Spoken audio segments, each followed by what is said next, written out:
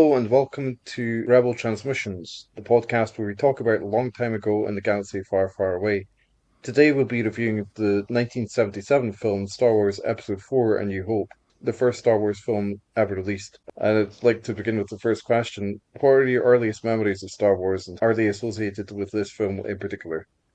Do you want to go first, John? Yeah, sure. Earliest is watching it on a black and white television in the early 1980s. And I think watching up to the point they went to the cantina and then a TV repairman coming in and taking the TV set apart and me missing the rest of it. And I don't know how much time passed until I saw the rest of it. But yeah, those are my earliest memories of seeing it at first. I can't remember quite after when I saw it to completion, but it was just totally mind blowing excitement.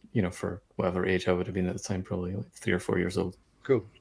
Barry? I think I was primary 4 or 3. Saw it at Christmas for the first time on TV.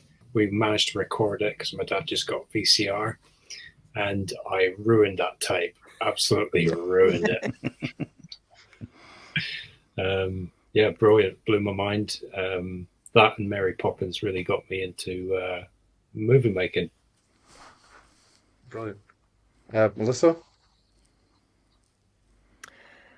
I wish I could remember. It's just always kind of been there. I don't remember the first time I saw it. My parents loved them, so I think they were just there all the time. I wish I could remember. I would have loved to, know what my reaction would be to certain things. They've just always been there. Great. DK? I think my first experience with Star Wars was actually The Empire Strikes Back, so that was a little confusing.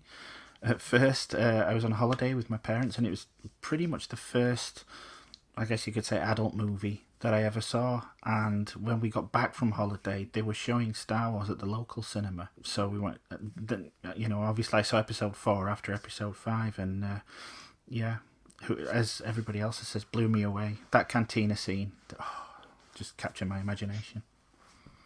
Fantastic. What are your general thoughts about this particular film? I don't know what to say other than love it. Really, I mean, it's a film for all ages, for all times. For it to be so old and stand up so well, even by visual effects standards, it was obviously groundbreaking at its time. It's just the ultimate call to adventure. Yeah, I mean, it's got just that mix of absolutely everything. The kind of rural farm boy, finds out he's got some connection to space wizard type thing, and goes off in a calling to take part in an adventure again, a very pivotal tipping point in a massive galactic political takeover. And I think my overall impression of it is just how large it is and how immersive. From the opening scene, it just feels huge and lived in and real. Yeah, it kind of feels more like a fantasy. It's got that hero's journey arc going through it, and I love that. As John said, it just feels so. The universe feels so large. It feels so epic, and there's something I think in this one especially for anyone to kind of latch onto. You've got your different archetypes. You've got the young farm boy, the wizard, the scoundrel, and it's not surprising that it captures the imagination of so many people. Yeah, for me, I think it's the just massive scale, as John was saying. You had like very cool spaceships, and for me, that really did make a big impact. The droids, for instance, as well. It was just something that I'd never ever seen before. Brilliant. While I don't consider it the best Star Wars movie, it was the beginning, and it opened up like so many people's worlds. And even when I was, not that I needed to rewatch it, but I was like, oh, I'll just rewatch it today. Why not? And even just the opening moments when you first hear the chords of the music, there's like a joy there. Even though I've seen it, hundreds of times. Yeah, the sounds and the sights of the film are just so impacting, aren't they?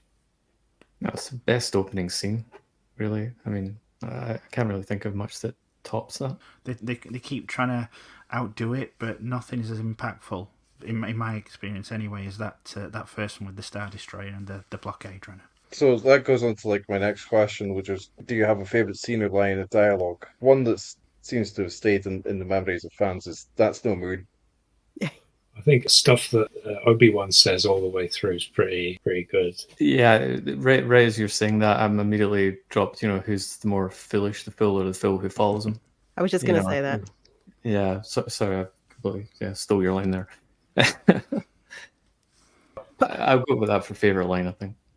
I mean, even just like this little thing, this is what I put on social media earlier today. I don't think he likes you at all. No, I don't like you either. And then the closed captioning says beep sadly. And I was like, oh. Literally every scene is burned in the brain. Aren't you a little short for a stormtrooper? Yeah, great line. Who would you say is your favorite character in this film and why? Oh, Darth Vader. Just the coolest villain ever. Absolutely. Hands down.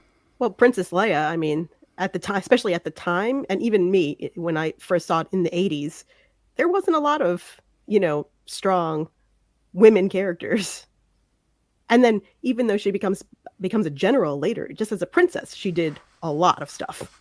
Yeah, she kind of saves everybody by shooting the thing and they all jump down into the garbage disposal. I thought that today. For the first time, I was like, well, she really does save everybody, because if she didn't do that, they would have all been dead. Yep. Yeah, she takes charge in that scene, pretty much right away. I mean, all they really need to do is open the door, and then she just grabs the gun off them and starts, opens fire. I'm going to go with Han. It used to be Luke, but as I get older and become more jaded, it's Han. That's fair. For me, I think it was R2-D2. He didn't say anything, really. You couldn't understand what the heck he was saying, but you knew what he was talking about. And I think the stories that Star Wars itself is told through the eyes of the droids, because it starts off with them, and everything that happens is with them. Yeah. What performances would you describe as standout ones in this film? Obi-Wan Kenobi. Yeah. His acting is fantastic. Hands down. There's that kind of grounding from the more experienced people in there. Even just the voice performance of James Earl Jones has a real gravitas to it. It's unmistakable and iconic now. Have you ever seen those clips where they show the scene where they're boarding the rebel ship at the start, and they've not dubbed James Earl Jones's voice on it yet, and it's got the just body actor, and he's got a kind of weird Cornish accent, he's, I want them alive, The guy that played Tarkin as well, Peter Cushing, excellent. Mm-hmm. All the Brits. Yeah, it was mostly filmed in Britain as well, wasn't it? It was. Pinewood Studios, yeah.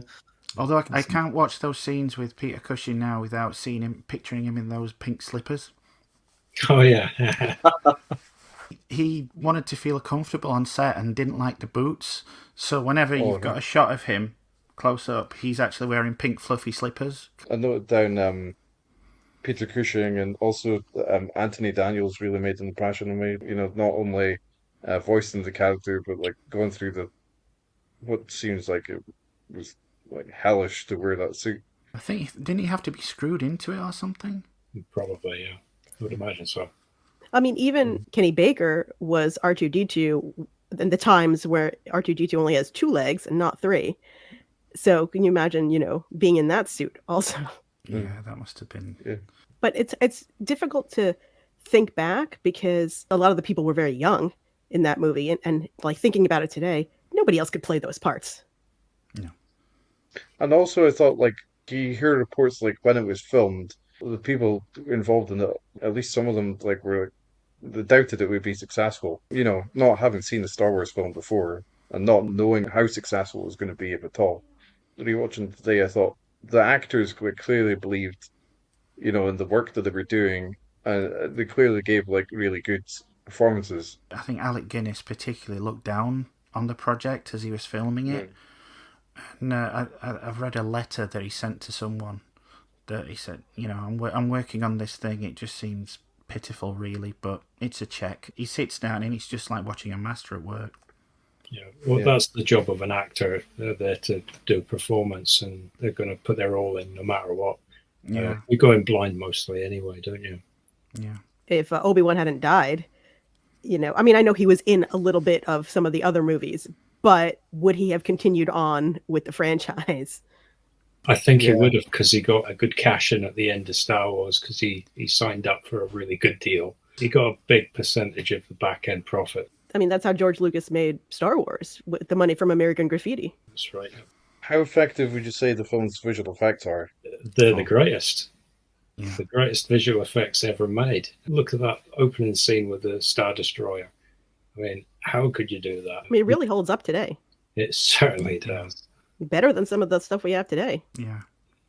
I think the practical effects on the original version, they make the CGI in the special edition just look all the more dated. Yeah. The effects part that always got me was the trench run stuff, just how fast-paced it is. It's a real white knuckle ride at the end of the film, just because sci-fi was probably a bit more traditionally slower paced than that in its action scenes. I hadn't really seen anything like that looked like jet fighters in space. It was amazing. It was a hot rod race, wasn't it, really?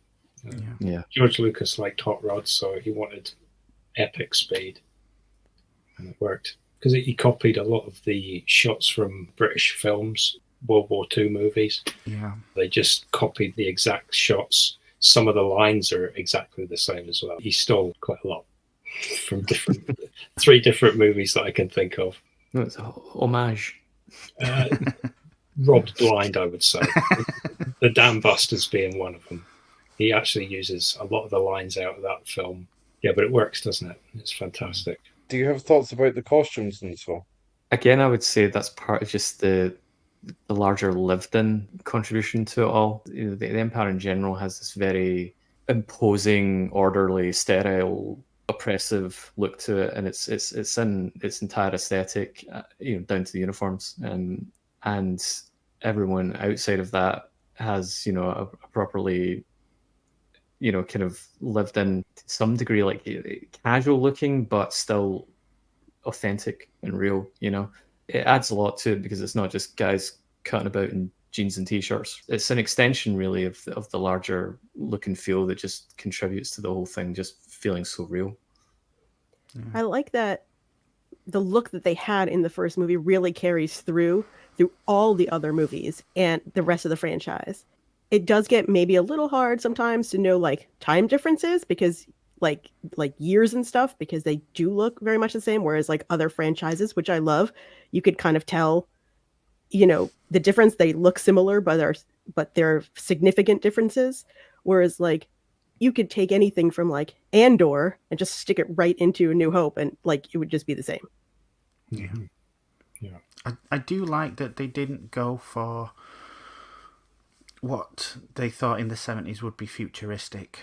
Let's have disco costumes, that kind of thing. I think I read somewhere they described it as a used universe, and I like that term. It does look very lived in, and it's like it's not trying to be futuristic, and I think that's why it's held up so well over the years. Well, it does take place a long, long time ago.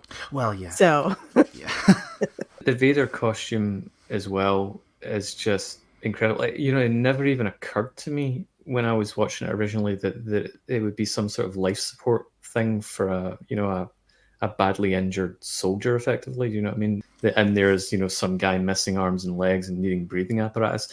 For all the most distinctive feature of Vader, if you do not look, is the breathing. It never occurred to me that was an essential respirator. I don't know. I just took it as he was part of some kind of order. Like the stormtroopers had helmets, and he was their leader, and he just had a helmet. Again, totally iconic. I mean, you see it. I think whoever made the point about how not dated it is. Like when you set new TV series in that era right now, and you just copy the uniforms from 40 plus years ago into it now, it doesn't feel dated at all.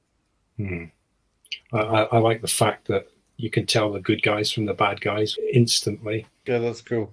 I noticed like the stormtrooper outfits and there's uses of cloaks I thought were cool. Harking back to like historical points of reference, I thought was quite cool.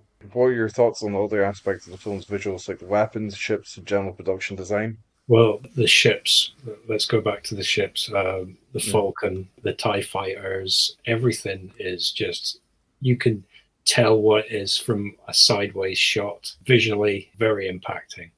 The ships are one of the main parts that really drew me to Star Wars to begin with.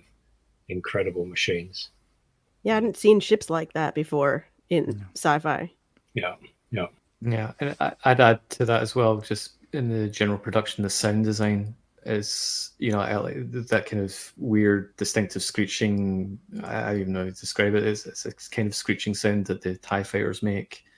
Yeah. So again, you would mistake it for nothing else. Again, everything in the Empire is so like geometric as well. You notice that is wherever there's like is it hexagons or whatever in the side of the TIE fighters. You've got like Triangles. triangles for the Star Destroyers, and the Death Star is a perfect sphere and everything like that. Everything's so orderly. See the Millennium Falcon, it's a total state. It's saucer thing with bits protruding all off of it. It's definitely in keeping with the theme. I thought it's cool, like they include like cockpits, but I think like one downside I think is to me like it's like some of the editing is not great, and like you see the lightsabers don't look very good to me in this film because it's clearly like animation, and like any time they turn off, the shots like so abruptly changes that it's noticeable. They haven't matched the movement from the previous shot, and maybe they couldn't at that time. I'm not sure. I think they Um, rotoscoped them, did they? So yeah, it's Yeah. kind of hard to do. Yeah, Yeah. they could only do so much back then.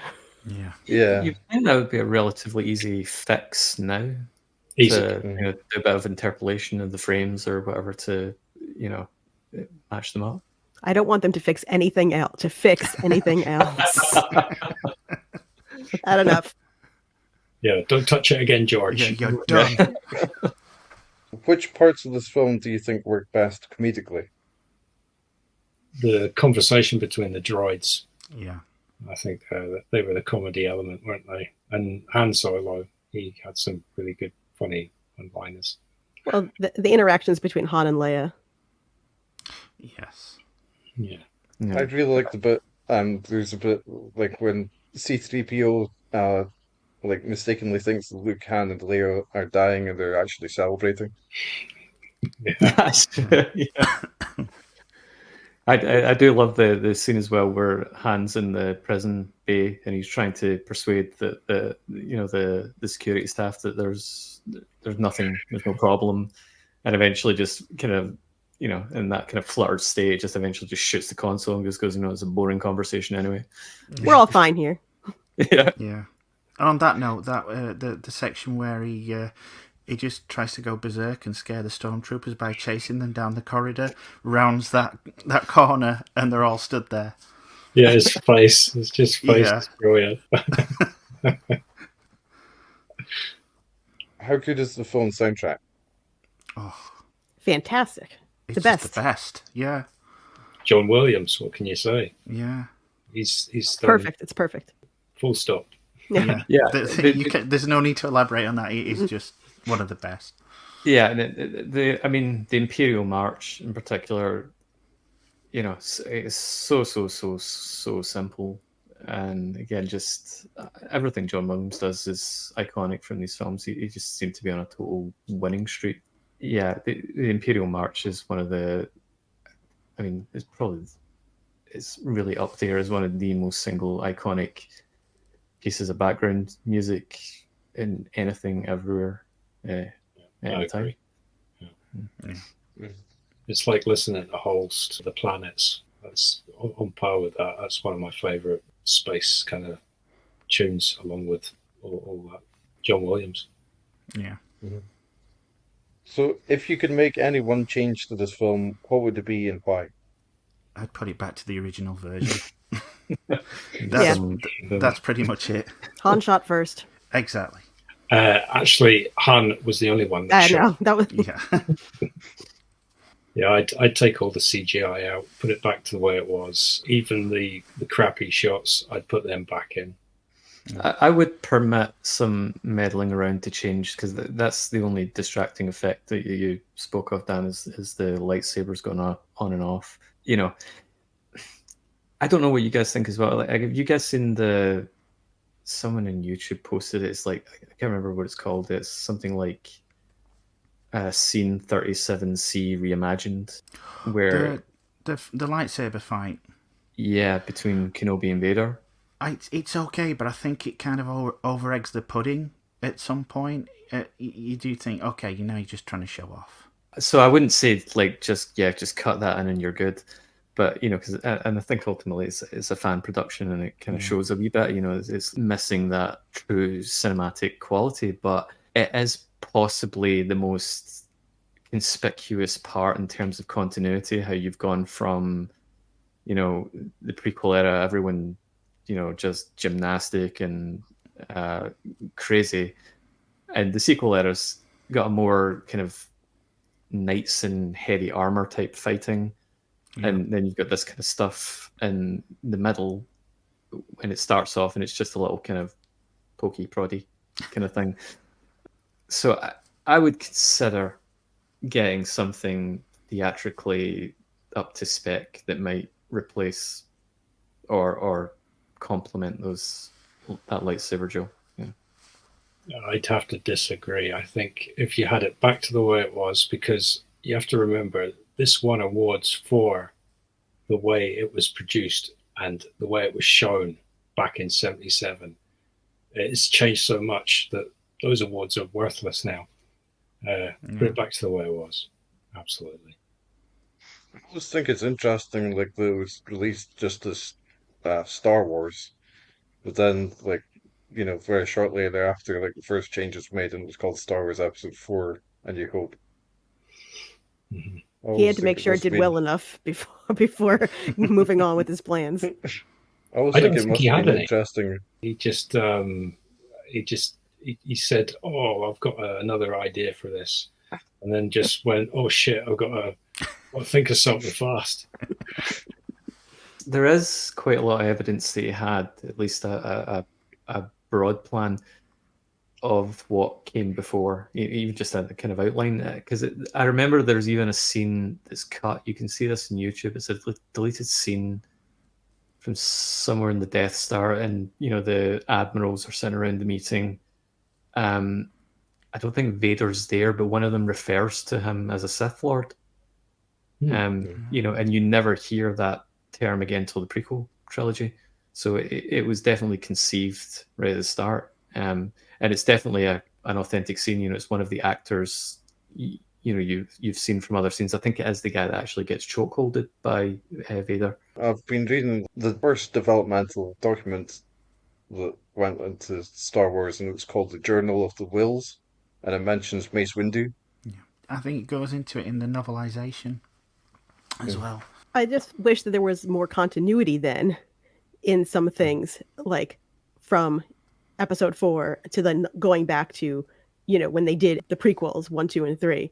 I mean, even in Episode 4, Obi-Wan says, "Oh, Obi-Wan, I haven't been called that since before you were born," and I was like, I mean, maybe in 1977, but in the late 90s, early 2000s, it was different. You can see so many scenes on YouTube, like so many edits of that scene where Obi-Wan's sitting down to tell Luke about the old days of the Republic, and it's been dubbed over where he'll tell did I ever tell you about Ahsoka Tano or something like that, or did I it just, and he'll start just mentioning all these kind of things that are just obviously just not conceived of truly at that point, that are future, have been retconned into the past of the story.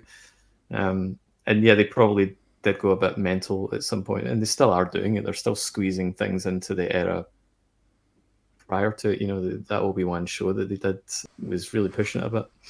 And there's not even actually that much that I noticed in Star Wars in A New Hope, but like in, Empire and Jedi, and then you go back and watch, the prequels, then you're like, oh, yeah. That section in Obi-Wan's house in episode 4 always reminds me of a meme that keeps doing the rounds. I don't know if any of you guys have seen it. It's just Luke talking to Obi-Wan. And he says, "You know my father?" He says, "Oh yes, remarkable man." And underneath he says, "Flammable."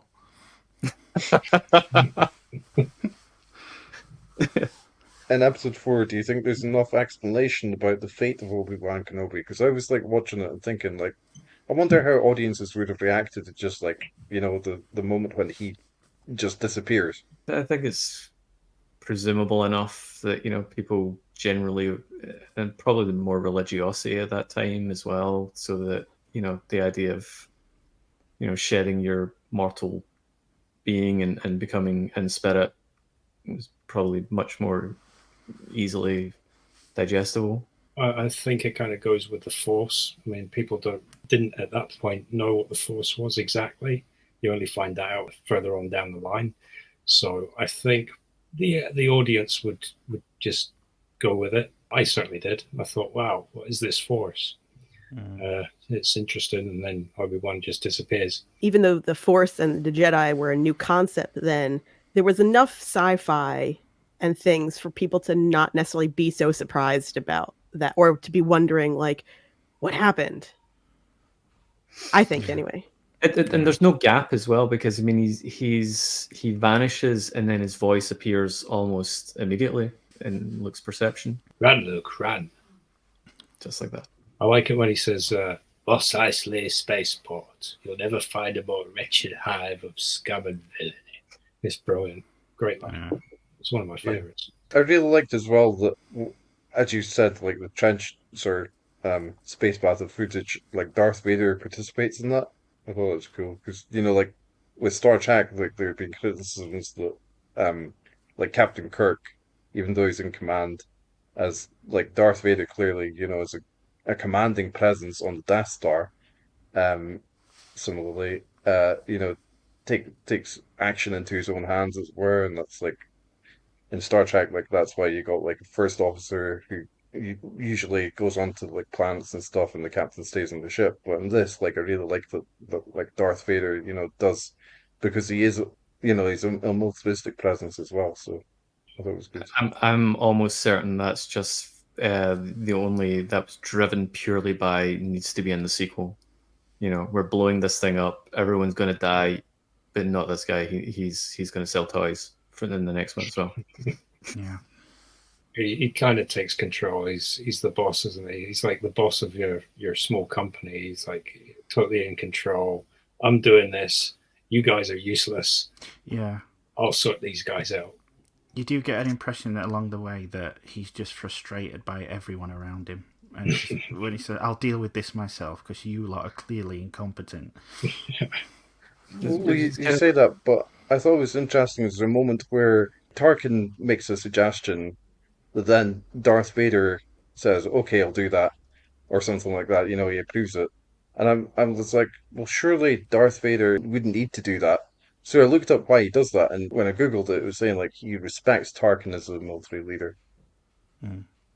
Tarkin's in charge when it comes to the Death Star. As far as I could tell, like there wasn't, like I was enjoying the space battles and stuff like that, but like I was like, there's not much established about like why the battles are happening, or the motives of the conflict. I kind of like that. You don't feel weighed down with exposition, and I think that's a problem with a lot of movies in more recent times, that everybody feels, and they did it to an extent with the prequels, everybody has to fill in all the blanks. And that's why I love the original trilogy, because they treat the viewer as intelligent. They don't have to spoon feed them, and then the viewer can go away and they've got their own little conception of what went off in their head.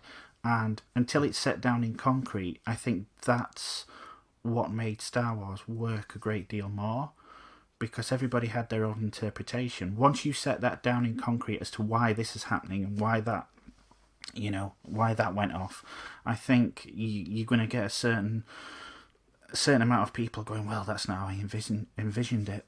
And so for this one, and for the original trilogy in general, I think the amount of exposition, I think it was spot on. You were just told how to get from A to B. That was enough. You know, because you don't have to tell the audience that much. I mean, the Kessel Run. I mean, you didn't even know what the hell that was, but you're like, oh, okay, yeah, I'll go along with that. It's a fast ship. The same with the war between the Empire and the rebels. I mean, you know, there's always good guys and bad guys. You don't have to say exactly what it's all about. You're just like, okay, you're along for the ride. You don't need to be told everything. You're completely right, DK. I think that's it's perfectly told. It's a brilliantly told story.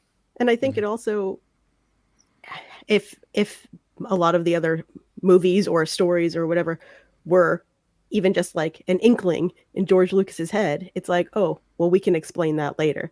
And if we don't ever explain that, it's not a big deal because they just went with it anyway. Yeah. I think it was a strength to not have the enemy, the Empire, is not presented as morally ambiguous.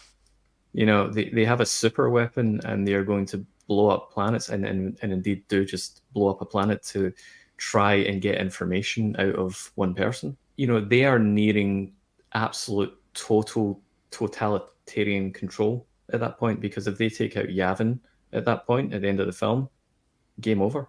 You know, so it's last throw of the dice. You're dropped in at a real pivotal point in the story, and I think it's a strength because obviously it's Nazis in space, the Empire, you know, and everyone has that immediate through line to the real Third Reich Nazis. You know, it's like there's no ambiguity there. That just needs defeated. You know, you don't. I think because now you tend to get a lot of complex shade of grey type stories, and you get villains and enemies reimagined to like think of like Maleficent or something like that. You know, where the baddie's really just a tragic figure. You know, and that can be interesting in its own right, but sometimes a baddie's just a baddie. Star Wars is a very, very simple premise. You know, it's goodies and baddies. Things are quite absolute, and it's presented in a believable, absolute way. What, Dan, did you imagine could be dropped into, even in a small way to explain it a little better? The fighting part of it. I thought like the scroll at the start was quite difficult. I've always thought like ever since childhood it's quite difficult to understand what's going on because there's so much information that the audience is given all at once. I don't know if it's because I grew up watching those old Flash Gordon black and white things on repeat, so it kind of I got where Lucas was coming from on that. And I also thought that like some word about like how it started and stuff like that could have been dropped into the discussion between Obi-Wan Kenobi and Luke Skywalker. Oh, like you mean like the actual Imperial takeover kind of thing? Yeah. When again, it's like trade blockades around Naboo. And... or at least mention Order 66. Yeah.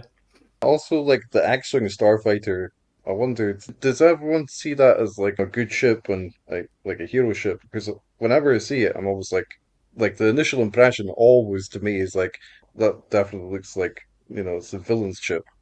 It kind of fits in the shape ways. Yes, I get you with that, but then the baddie's TIE fighter is a complete opposite, if you know what I mean. It's got the square shapes, whereas the X is kind of like a square as well. But I think it's just an iconic shape, and you can identify and you know that an X-Wing is the good guys and the TIE fighter. I think it works. But I can see how you can say it looks like a baddie ship. It's like an F-15. It's just a rocket ship jet. It's awesome. I agree that it looks iconic. What scene would you say you felt saddest at? Because I think I felt like really sad, like seeing like how Luke's aunt and uncle had been killed, and also the scene mentioned earlier with like C-3PO and R2-D2, and C-3PO is really not being nice to R2-D2. I think that was funny. Yeah, I think I take it both ways. I think I feel sorry for R2-D2, but I find the humor in it as well. Well, when Vader kills Obi-Wan, Mhm. I mean, now you Yeah. look at it, if you've seen all of them and you're like, it's a very Lord of the Rings kind of thing. Like, I still get sad when Gandalf falls in Fellowship, Yeah. but I know he's going to come back. Yeah, it's like watching Spock at the end of Wrath of Khan. Yeah. Mhm. Oh yeah. Yeah, I think as well the shattered look, or the shattered appearance on Luke's face after, and he's been consoled. It really does, sell his death. I think very well. Yeah, some old man that he's met for about 15 minutes, and he's got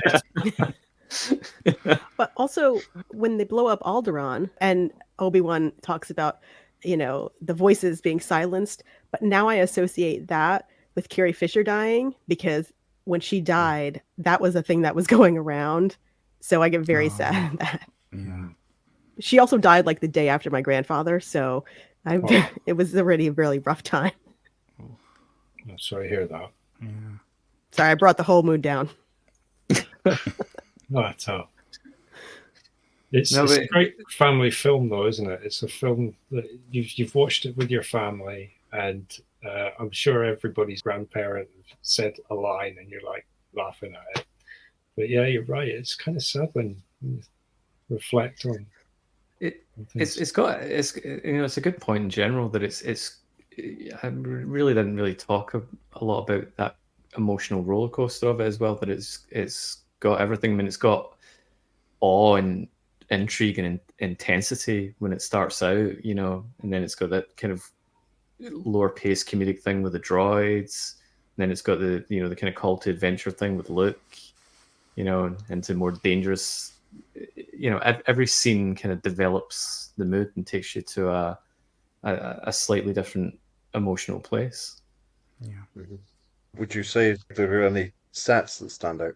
Everything in the Death Star to me just because I think I was saying earlier, it just looks enormous. It looks real. I believe the hangar is, however, high and off into the distance, and whole platoons of stormtroopers can just be there, and that things just got, a myriad of decks and everything, I mean, why they don't have safety rails for the engineers next, anywhere, is a bit of a puzzlement, but it looks cool. All that money went to something else. Yeah. Yeah. Let's be honest. If you're a health and safety officer, are you going to approach Vader? The Millennium Falcon, sometimes I'm still amazed, like, it looks so small, but there's so much room. It's a pretty big ship, I think. It's cool. I mean, comparatively speaking, it looks small compared to the other ships, but then you're like, they're hiding in the cargo hold, which of course also comes back later. It does, to me, feel like a camper van in space. Yes. Has anyone seen One of Our Dinosaurs is Missing? It's an old Disney film. I watched it about 2 months ago. Wow, okay. Did you know that dinosaur makes an Yeah, appearance in Star Wars? That's the Great Dragon, isn't it? On Yes. on the sand dune. Yeah, I only found that out the other day. I was like, what? Yeah. George Lucas apparently stole it, and it went missing, and it's still in Tunisia. Oh Somewhere. my god. And that is why Disney owns Star Wars now. Yes. We need our dinosaur back. You just imagine two guys walking to the props department and one of them going, one of our, and the other guy saying, don't say it. I really like the garbage crusher thing. Yeah, always made a big impression on me as a kid and stuff. Yeah. I used to want one of those cardboard playset, those Death Star playsets that they had out at the time. Never got one. Do any of you have memories of what it was like to watch a specific scene, like in your earliest times and like your initial reaction to it and stuff like that? I remember like the moment where they're doing the trench run and, Obi-Wan's voice comes in and says, use the Force, and he disengages the targeting scanner, and I'm thinking like, whoa, that's a bit cavalier. So like, you might not want to risk absolutely everything on your, just how you feel about it. Yeah. Well, I'm a technophobe, so I wouldn't trust the targeting system. Yeah, I suppose. I mean, they've gone to the trouble of showing you the targeting system on the other guy's ship failing, just a couple of minutes earlier to supposed to kind of justify it. But it's just like I watch it now and it's just what happens. But I don't know if like you remember like those first time seeing it, or like I remember also seeing the Obi-Wan thing. I remember that, and I remember Greedo, the way his mouth moved, and just thinking, that, oh wow, that just looked, ugh. Yeah. Yeah, so some of the characters in the Cantina bar were pretty weird looking, weren't they? Like that furry, hairy, weird guy, and and the guy that's got 12 death sentences or something. He was like, "What the hell is wrong with you, man?" I love that they come back though. Yeah. Well, or go. I mean, you know what I mean. Yeah. I'm still not clear. Like the scene where that guy gets his arm cut off, like it's kind of a muddlement. You just kind of hear a noise and then just see the arm on the floor. I don't know if there was ever a piece in the middle that was cut out, maybe too graphic or something. Maybe it was just a difficult shot to compose or something. The lightsaber was so fast you couldn't even see it.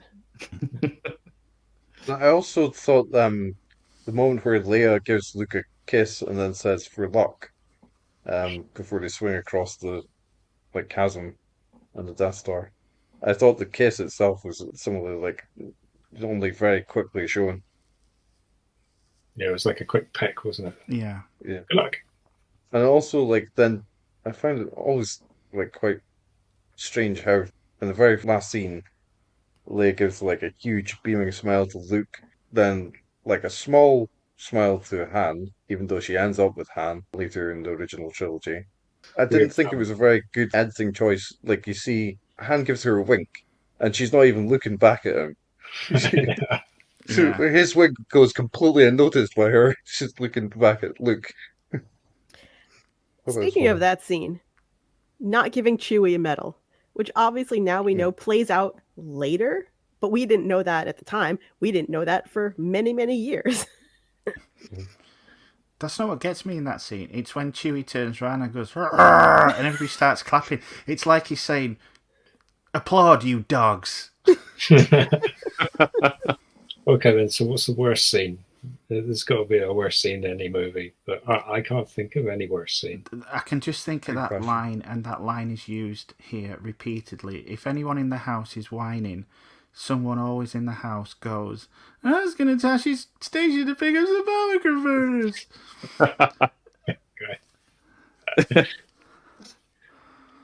I don't know about worst line, but certainly probably the one that most haunted them in the in meme world is probably the one about only Imperial stormtroopers could be so precise with their shooting.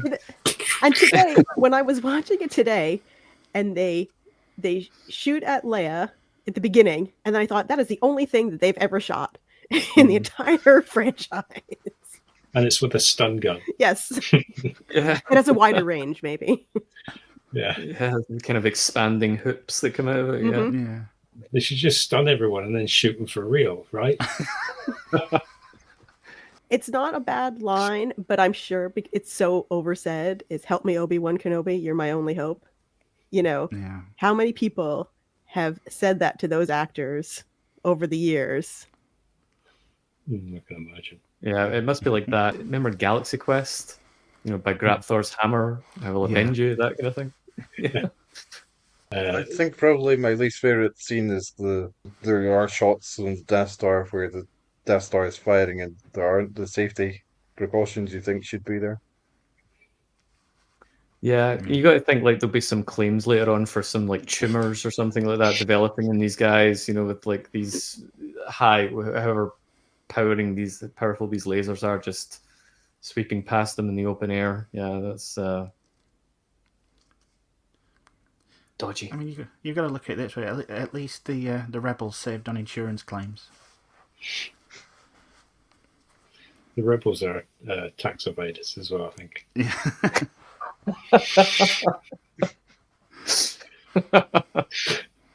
It's the the Empire is like the BBC licensing team.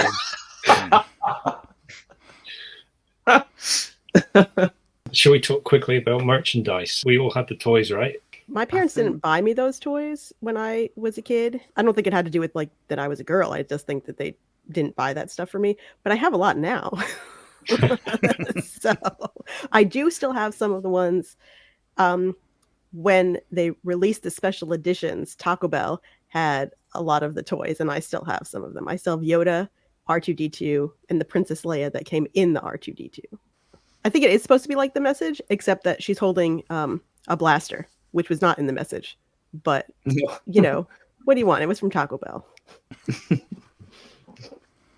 What was the toy you had, DK? Oh, I used to love the little gonk droid. Oh, yeah. Because when its legs moved, it made like kind of a clicking noise. It just kept me amused for hours. The Jawas in this film.